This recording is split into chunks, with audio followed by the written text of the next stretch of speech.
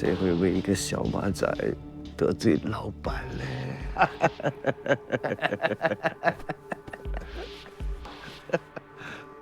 说吧，谁？例行检查，开门。都开门。麻利点，麻利点。哎哎。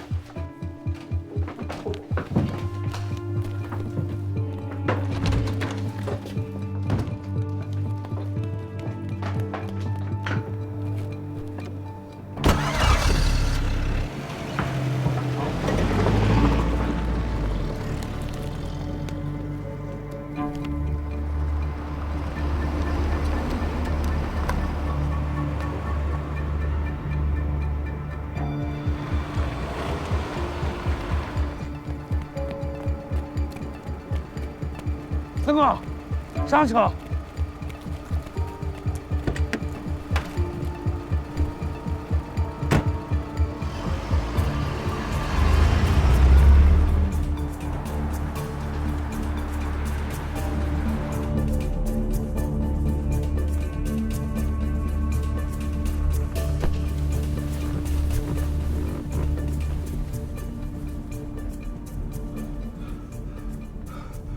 雷怎么回来的？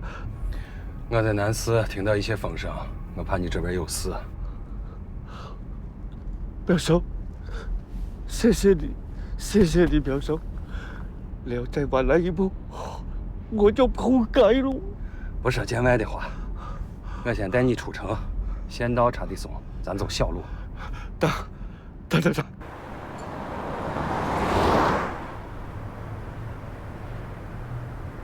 华南王啊，牵扯人太多了，他这要利益链上，谁都怕他出事情，肯定会有人通风报信儿，而且这个人贼得很。他住的旅店，一般人都信不见，关键是他用的身份证全是假的。这个文物犯罪呢，难就难在这儿，咱对面啊不是一个人，是一个网。你看华南王这张网呢。 咱有啥？做一个画像。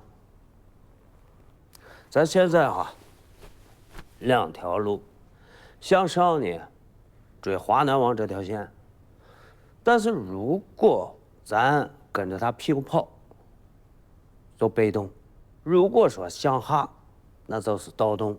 我觉着盗洞是死的，咱就盯着盗洞。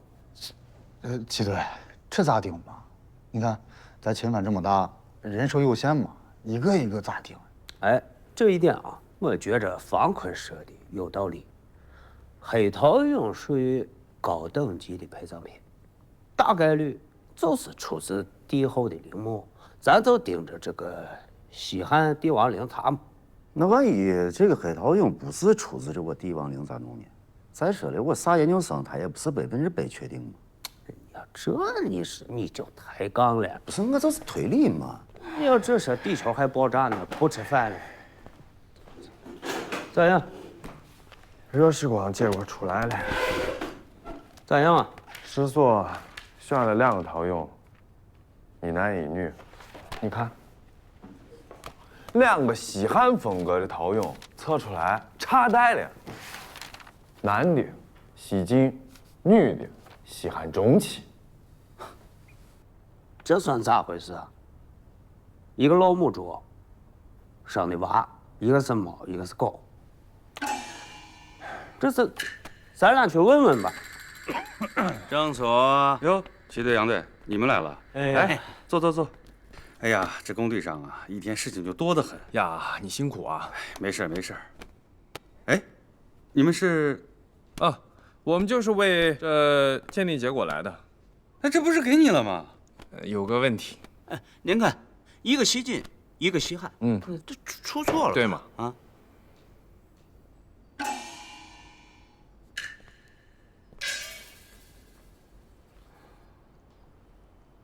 不好说。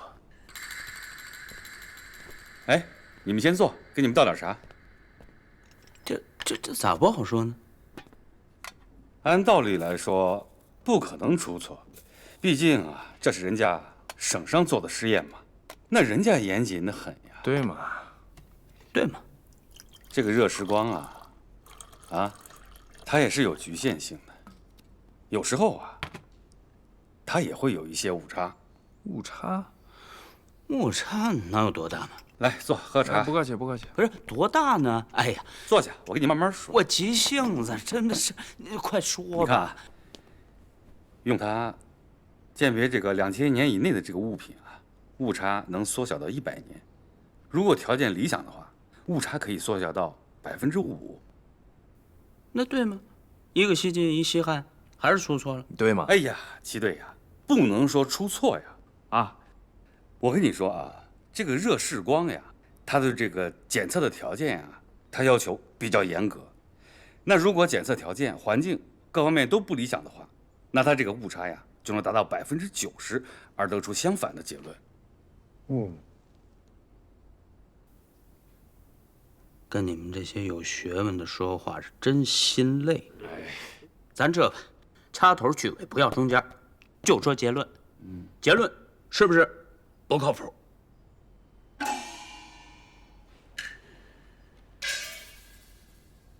那不好说。哎呀，严格上来说我不能给你一个断论到底是实验结果有误差，还是两个陶俑之间有年代差这些等人家专家教授看完以后再说吧。我的妈呀！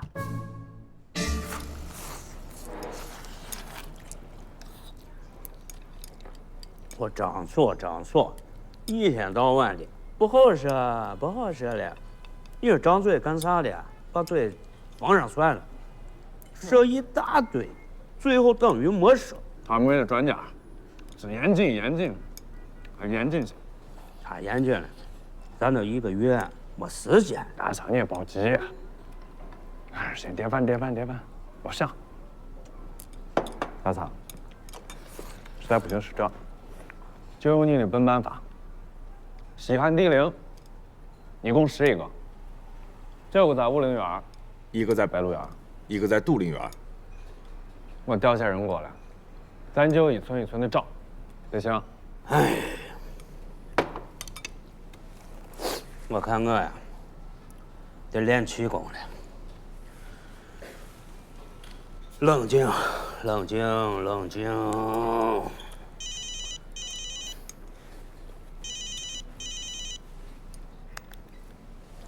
小华，我3个研究生又来了，他们听说了有实验结果，现在看还有黑陶俑，要不我找个啥理由把他们打发走算了？不要，冷静。从今天开始，我回归冷静了。办事要稳方坤这娃呢，靠谱。他说的很多话呢，我觉着有价值，说不定还能帮咱的忙呢。你先办手续，我很快来。齐队，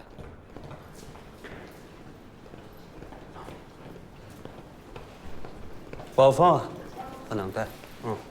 齐队，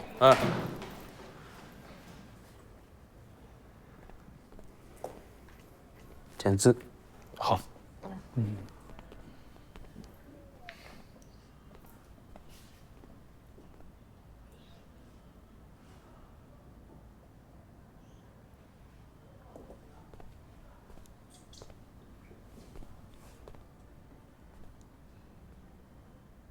你们说都是一个墓出的，咋能差出400多年呢？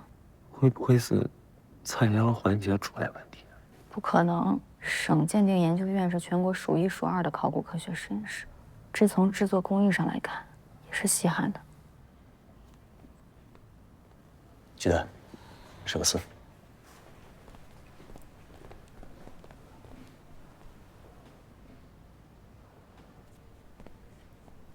千万别碰啊！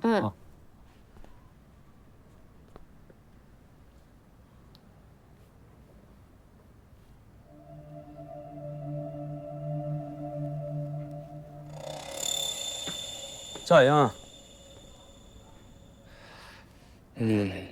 我们回去再查一下资料啥的，尽快给你个答复。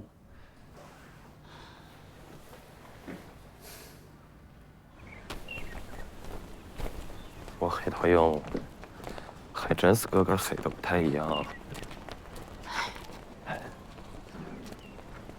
哎，你去哪儿？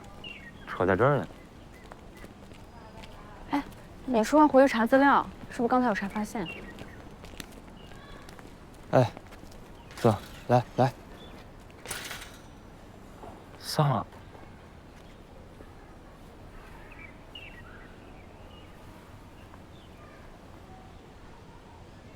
你疯了！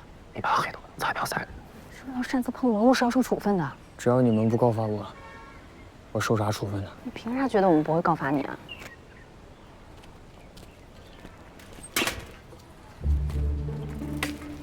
你去哪儿？图书馆。打电话啊！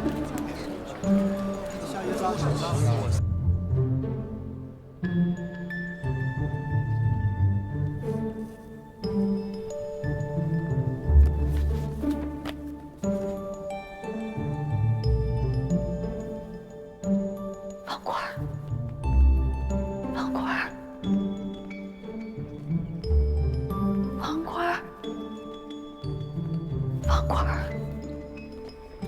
找你半天了。那个，你有啥想法？你跟俺俩说，不要藏着掖着的啊！现在也是共犯了，死也死个明白吧。谁跟他是共犯？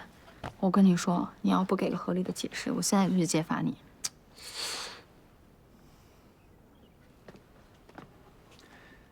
你们想想，热时光缎带的原理是啥？陶俑在制作过程中受到热辐射，然后积蓄能量。测试的过程中，窒息能量以光的形式再释放出来，从而可以断定它最后受热的时间，进而判断制作时间。最后的受热时间。最后受热的时间，我咋把这么简单的道理给忽略了？所以呢？你们记不记得咱老师讲过一个案例，说一个收藏家拿一个西周的陶器去做热释光测试，结果报告出来判定这个陶器是明代仿西周的。因为在明代的时候，这个陶器被火烧过，从而产生了这样的误差，懂没？我明白了，就是说，这个南俑啊，要是在西晋的时候被火烧过，咱们热释光缎带出来的结果也是西晋的时候。没错。我一直非常好奇啊，这批陶俑为啥是黑色的？断裂处、眼睛、鼻子，所有的孔都是黑的。哎，对，然后沟渠也是黑的。啥？沟渠。行。如果是上黑釉的话它不会上的这么密集，所有的孔都能上去。所以我当时就在怀疑，会不会是被火烧过？哎，那都被火烧过，为什么只有南俑检测出来是西晋的？不应该都检测出来是西晋的？你们注意看了没有？那些南俑一个个的乌漆嘛黑的，而且它黑色深入胎底层较深，分布比较均匀。那些女俑呢，黑的就没那么严重，而且分布不是很均匀。这个我在行，我觉得是啥？我南俑被火烧的时候，它离火近，就像我烤土豆一样，烧的我乌黑发亮的。我女俑啊，离火焰比较远，就像那个熏鸡一样远的时候烧的不均匀。看你别考古，你去考计算，形象不形象吗？哎呀，真是一想到吃的你就痛了。那你来这干啥？找啥？之前看过一本文献里边说魏晋时期盗掘成风，有盗墓贼盗过帝陵，我怀疑这火就是那些盗墓贼引起的。如果我们能确定他们盗的是哪个帝陵，那有可能就能判断出盗洞的具体位置。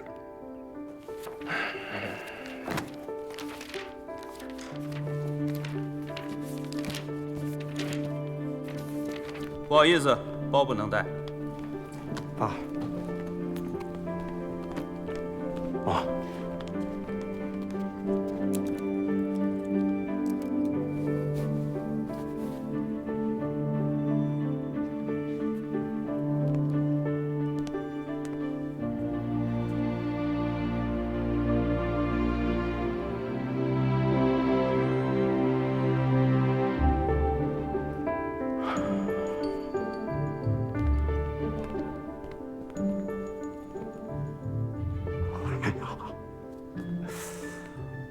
这批黑陶俑，我是头一回见啊！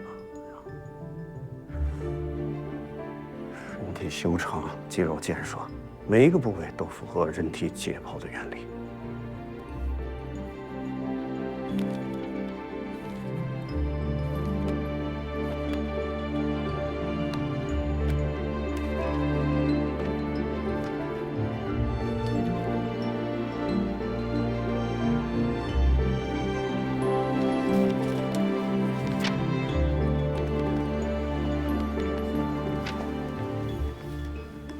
盗发汉资度20，多获珍宝。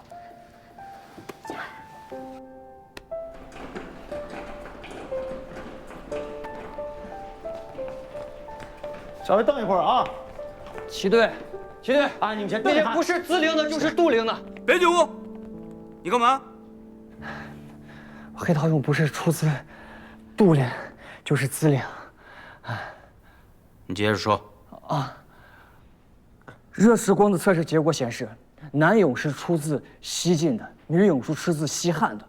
这些误差很有可能是因为被火烧过。西晋的时候墓里一定是起过一场火。啊，我之前看过一个文献，里边说西晋的时候有个帝王墓是被盗墓贼盗过，这些火说不定就是盗墓贼引起来的。我们就去找这个文献，《晋书》里边果然提到过这个事情。你看啊，《晋书·索琛传》里边提到过，说西晋末年战乱不已，长安饥民盗发汉资杜20，多获珍宝，说明资灵陵区和杜陵陵区在西晋的时候的确是被盗过，这些黑陶俑很有可能就是从这两个陵区里边盗过来的。啊，就凭这些，你能确定是被火烧过？哎呀，我一开始也不知道它为啥是黑的呢嘛，然后我就凑近一看，我说，哎，这女俑，这个咋黑的这么不均匀，好像有彩绘呢？我当时我就觉得这可能是被火烧过，我就拿那手套一擦，结果真擦出那个，滚出去！咱老师，站着干啥？滚！走。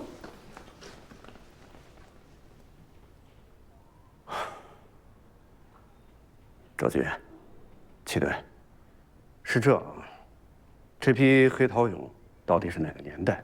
我们现在不能下定论，回去还要跟教师们好好研究。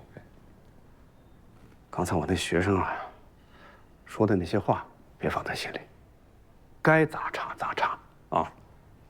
不要被他的胡言乱语给影响了。你放心。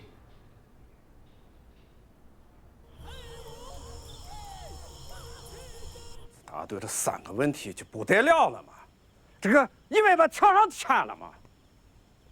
你破坏了文物，跟这盗墓贼有啥区别？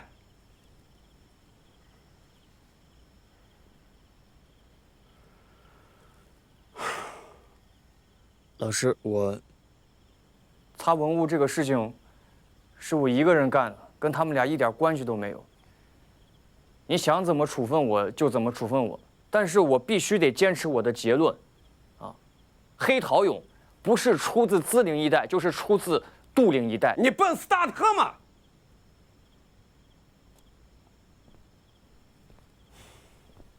今天白天都吃的啥？今天白天我还没吃呢。咱老师，要不咱去吃个饭啊？行了，昨天晚上吃的啥？昨天晚上泡馍。泡馍好吃，美得很。啊，那今天晚上是不是还要吃泡馍？那不吃吗？今天晚上可以吃个水盘。行了，咱老师根本没问你想吃啥。那罗青，你说我想说啥？咱老师想说的是，文献里记载了西晋时候资陵和杜陵是被盗过，但不能由此就推断出黑陶俑出自资陵和杜陵。那西晋时候可能还有别的帝陵也被盗过，只是文献里没有记载。我就是想说，凭直觉对发现的材料做出想当然的解释，这叫啥？经验主义。我跟你们说了无数遍，考古是一门实证科学，讲的就是实证。最怕的就是凭主观判断来阐释历史。饭要一口一口吃，路要一步一步的走。你很聪明，我知道，但你不能聪明反被聪明误。咱老师，我们知道错了。对，我们知道错了。行了，回去好好想想，交一份检查，走。好。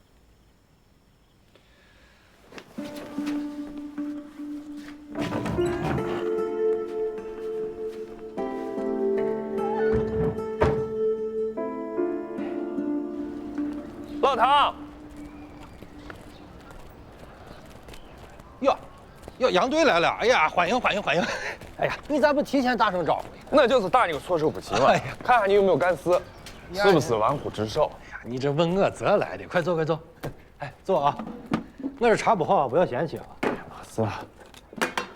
啊，对啊，这是咱市公安局文物稽查大队的7队。哦，7队。啊。黑桃勇的案子你应该听说了。黑桃勇听说了。啊。咱86文管所管着都灵跟子灵的文保，我们这次来就想问一下，喝茶喝吧。谢谢，就想问一下，来茶。我年初那会儿，你这有没有啥异常情况？哎呀，杨队，你这话说的，我这有情况，我还能不上报？没啥响动，有没有啥生面孔？7队，你放心。都灵和子灵，这都是全国重点文物保护单位，所里人都是经过文保培训的。要是真有情况，我们早就发现了。哎，黑桃勇肯定跟我们这是没关系。咱老师为啥跟方慧关系这么僵啊？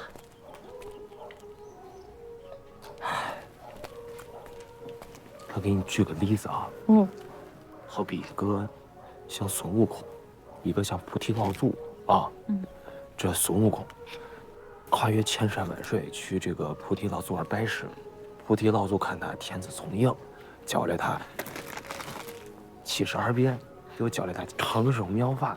结果孙悟空转头却给我师兄弟有一块卖弄，这菩提老祖一下就生气了，就把我赶下山。那还挺形象。哎，你去哪儿？白鹿原寻道洞。哎，对，检讨帮我写一下，反正你得心应手。停！合着咱老师跟你说的话一句都没往心里去啊，还抱着那些不切实际的幻想不撒手呢。他骂你真是骂轻了，你就是自作聪明，急功近利。块儿，罗青说的对，你现在得好好反省呢，该干啥能干啥，你心里得有数呢。我有数呢。我就是要证明黑桃勇不是在自陵，就是在杜陵。撒手！这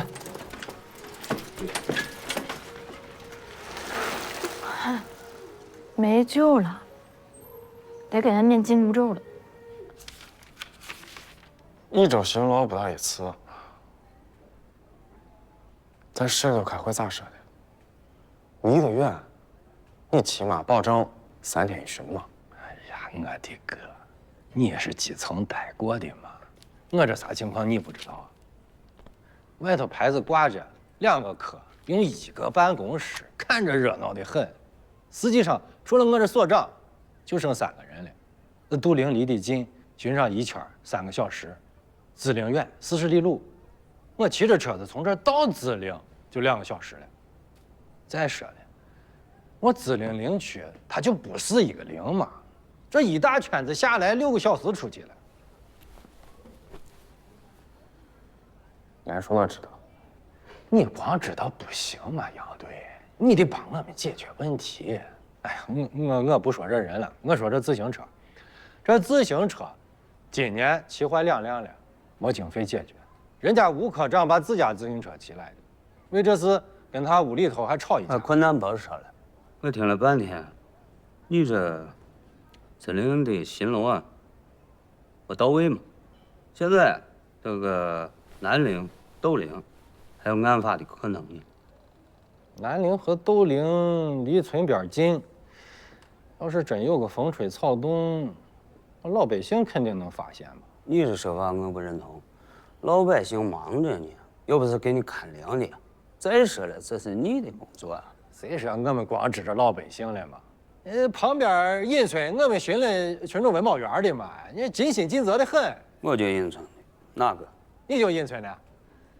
就你们村一个光棍，叫个严守村。啥？我说让他开灵了，把他房拆了，能不能发现都是个问号？齐队，你现在能寻上个人就不错了。严守村，啊，严守村。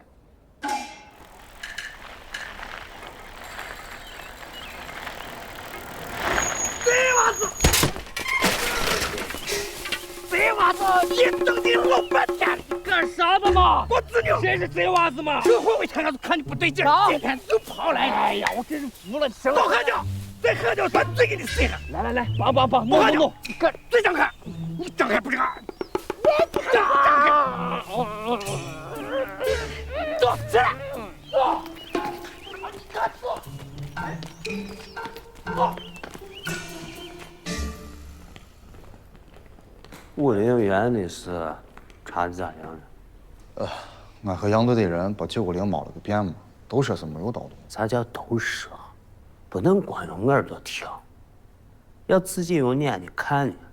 看了，你不知道这2天俺买了多少白撵了，都以为咱去兴师问罪了。要不是杨队人顶前边，根本都没人招生啊。都一样，我现在也是万人嫌。齐队，赵局喊出来了。啊。走，听见没有？赶紧，过来，走，往前走，往前走。过来啊！我把贼娃子抓来了，都不对。你看，啥贼娃子嘛？啊！我一个人又没带他工具，咋是盗墓的了？这是我每天我就盯见这了。哎，今天在原上可看见了，骑那个自行车在斗里玩晃过来晃过去。你先把我毛巾给俺拿着，让那娃说话。不，你啥意思嘛？你是想抢功你这是？啊！你赶紧给齐大嫂打电话，让我来，我不来，我就不走。你个傻瓜，跑人家文管所，给人家发号施令去了。咋？那个堂所告状了，正经事不干，这快得很。哎呀，你个直杠杠！让你到文管所干啥去了？去调查，去走访，不是让你给人上课去的。南陵斗陵，一周巡不到一次，能防住盗墓贼才怪。哎呀，你烦不烦人呢？人家堂所跟你说了，人家有人家的难处。他呢，现在最难的是咱公安。我看了一圈，数他的漏洞大，好意思来呢？告状。哎，你报几个人，我自己去弄一下，让他看看咋弄。咱局里上上下下忙成啥了？你看不见啊？你以为我是啥？魔术师，一翻手给你变出几个人来？对嘛，你本事大。你少给我拍马屁，我属牛，你拍不着。再说。那白鹿原有多大，你不知道？那是几个人的事儿啊！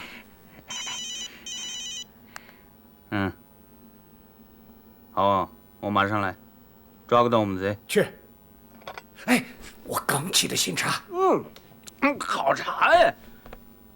哎，给我留一点。人都没说话，没说话。小三，你小点，你别动！这贼娃子不敢让跑了，你这啥你先？我毛巾，你多长时间没洗了？你这把他娃捂死了！我大仓没来，这就出事情了。我不想跟你说，我要等着大仓来了，我跟大仓去。这耳不愣登，你这会儿咱你把你当个人，你把你当个人了。哎呀，出了事情你负得了责任。我负，咋回事？咋回事嘛？哎，大仓，我抓盗墓贼来呀！你能想吗？人家是清北大学的研究生，学考古的嘛。你看，你听见没有？人家是清北大学的研究生，人家学考古，人家是来考古的。啥贼娃子？你管他是唐僧还是啥子？他都是贼娃子。不好意思啊，小伙子，没事吧？啊？哥不是。等着。呀，大仓，你认得上？胡闹呢。哦。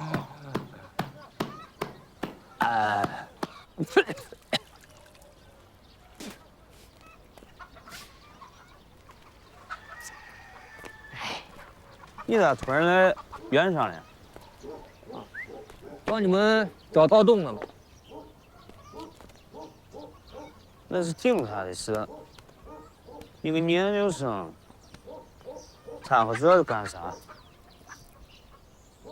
我就为了证明我那猜想是对的嘛。给你导师置气呢。我跟他置啥气了嘛？这叫学术争论，你知道吧？就资灵，如果我找不着的话，下一步就去杜陵找了。哎呀，对了，你别包车了啊！今天我跟你说，要不是大仓来得及时，这事情咱也不知道该咋处理呢。晚上你婶儿给娃做碗油泼面，这次算是给你赔礼道歉了啊！哎，走。我得查一个盗墓案，详情不好跟你说。我就是想问一下，有没有听说过淄陵一带有盗洞？淄陵的事情你去凤凰山问嘛，在这离凤凰山2、3里路呢。玩的事情我咋知道？不是，我说的淄陵啊，不光是汉太宗的。你说啥？淄陵不是汉太宗的陵啊？那我是个啥嘛？咱平时说的这个淄陵，其实是一个大概念啊，里边包括汉太宗的陵，还有那个薄太后的南陵跟窦皇后的窦陵。哦，那在这离窦陵近的哦。那盗洞的事情我可没听说啊。那说，那新个人帮他把自行车寻回来。哦，行，碎个事情，我去。来，好。蓝色的啊，蓝色的，谢谢啊，谢谢。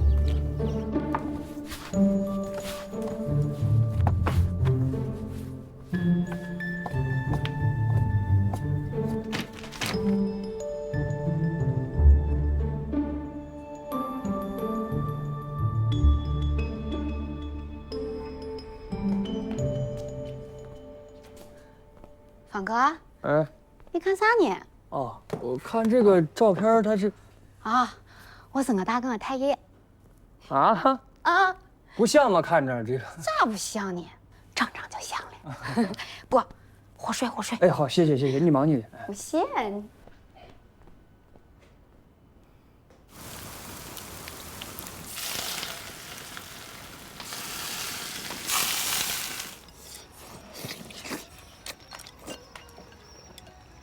赔啥呢？丢了。哥，你还好意思问？那天闹社火，我黑啥就丢了。我不是跟你说了吗？你也没管。这么长时间了，我黑啥一直没回来。一直没回？一直没回来吗？你这个女生，我都跟你说了，可能是丢了嘛。不可能，我黑啥灵性的很。那天闹社火，我在地里听见他叫了。结果我碰到2个人鬼鬼祟祟的，不像个好人。我黑啥肯定是被他俩偷了。是，吃狗肉了，放这儿。你快回去。别回来，别，哎，车子给你新建了啊！谢谢。你看看我，辐条也崩了，车胎也爆了呀，我一时半会儿是修不好。no， 是这，那晚上让大仓送你回去。我明天还得在原上找盗洞呢，我今天晚上不打算回去了。那你住哪儿吧？就住俺叔家。陵区那么大，一个人咋找呢？明天找俩帮手一起寻。对了，你再别说了，村里事情都忙不过来，哪有帮手？文物重要，庄稼重要吗？那当然是庄稼重要了。文物咋？文物能当饭吃？好歹是主人嘛，觉悟不能那么低。我觉悟低。你知道这几年我带着咱尹村交了多少公粮？啊？我让大家伙吃好喝好，我还觉悟低。跟公粮啥关系？行，一边去。我不想跟你说话，我心里没哈数你。哎，齐队，没事，我一会儿吃完我就。别了。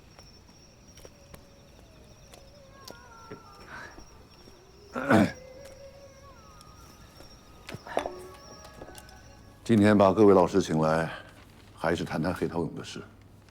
1个月的时间啊，压力确实很大。希望各位老师能够克服困难，拿出一份详实的证据材料，一定得让对方无话可说。现在是这，热释光的结果有争议，那我建议就多做几次实验，在最后的结果出来之前，我们呢也去查询一些文献资料，看有没有黑陶俑的记录。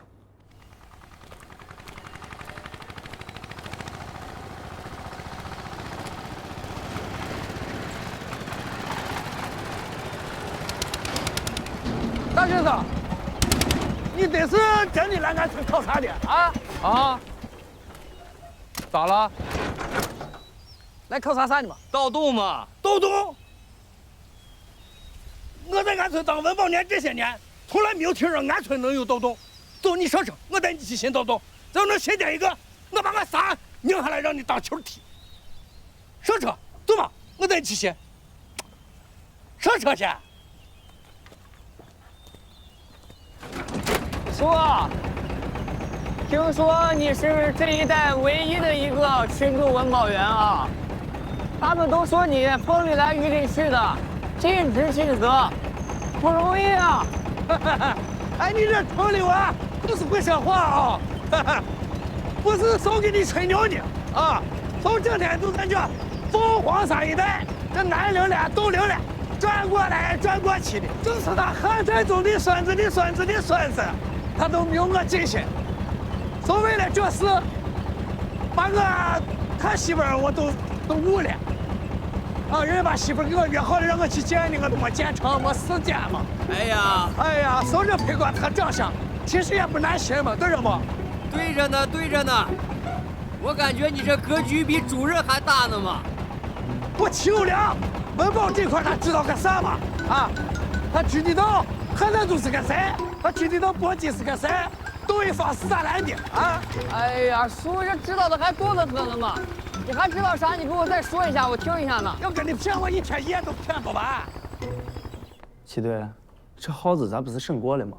是审过，现在审，跟当初审能一样吗？原上这条线咱全掌握了，很多的细节，包括它的底细，咱都了如指掌。再审。大不一样了。你还真信那个学生娃说的话？咱教授都说了，他这定论还不严谨，还需要推敲呢。嗯，你说谁是学生娃？你别往自己脸上贴金了，谁说你了？你认识吗？不过我承认啊，你是个能人。这是小零头，包打听。哎，跟我讲一下。最近园上有啥出货的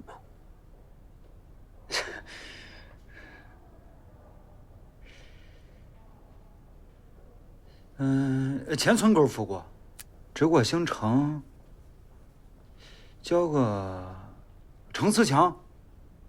程思强？程思强。程思强，10年前我抓的，人都出狱了。要说你绝对是京安人，搞笑呢！你今天园上只要是盗墓的事情，你随便哪怕跟我撂下几件都成。你要是跟我胡说八道的啊，光袭警这个事，我让你吃不了兜着走。你看我仨像不像个凤凰嘴？这就是凤凰山，东北方向靠着滋水，这西南靠着北鹿原。你这又是山又是水，这皇上就是会写墓啊！哎叔，你知道汉太宗的这个墓在这个位置上还有一个叫法叫啥不？叫啥？叫崖墓。哪个崖？悬崖的那个崖。就是说，在山的半山腰上啊，打个洞，打成这个墓道和墓室。哦，你的意思就是说，像鸟一样飞到空中，然后弄个洞，然后把棺材放进去。哎，那我是想问你，他为啥南陵和东陵都修得那么高大？这是个皇上，他自己的墓弄得真可怜啊！因为汉太宗是个好皇帝嘛，他继位的那个时候啊，经济萧条，百废待兴，所以他不想让老百姓再劳民伤财，说他死了之后不要在他身上花太多钱。但是呢，他又是个大孝子嘛，所以他母亲的南陵就修得好得很。你包括他媳妇儿窦漪房，那是因为他死得晚，那个时候西汉已经有钱了，富起来了，所以说就有钱去给他弄这个好的陵了。哦，哎，汉太宗对是跟他媳妇儿关系不是很好，为啥他跟他媳妇儿的墓离多远的？叔，你还敏锐的很呢嘛！这个问题问得好着呢。你看啊，西汉11帝陵里边，确实他俩的陵是最远的。你像他爸高祖的跟吕后的都是合葬，他儿，景帝的杨陵更不用说了，跟他老婆是同营义血嘛。同啥？啥叫同营义血？就是说他跟他老婆两个人不埋在一个坑里，但是呢，他们这个陵园是靠一个大的陵园墙围起来的，这个在专业上叫同营义血。还有一个墙呢，我墙在哪儿没有见过，我学了这么多年我见过。接着学嘛，我也不知道在哪呢。这个墙，走吧，接着找吧。走。你知道确实多。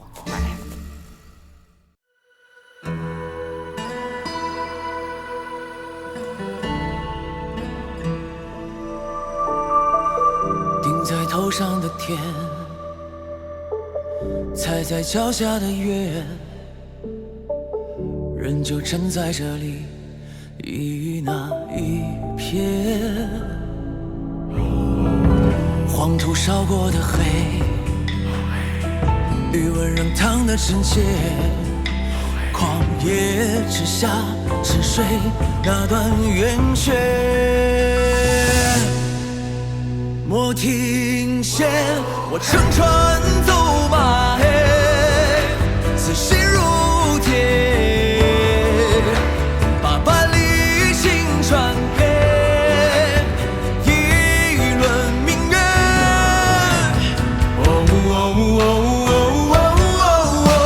问今是何节，千百年。谁守不岁月？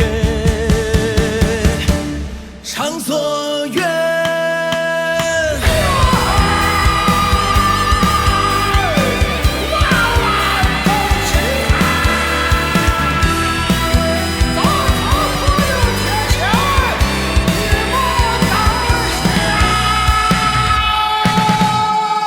上顶周通去了又回，汉阳汤泥渡黄河水。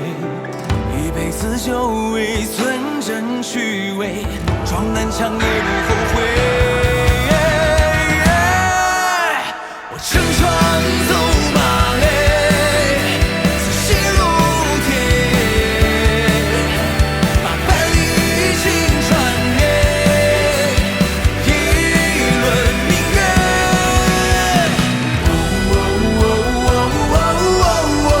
问今是何节，千百年。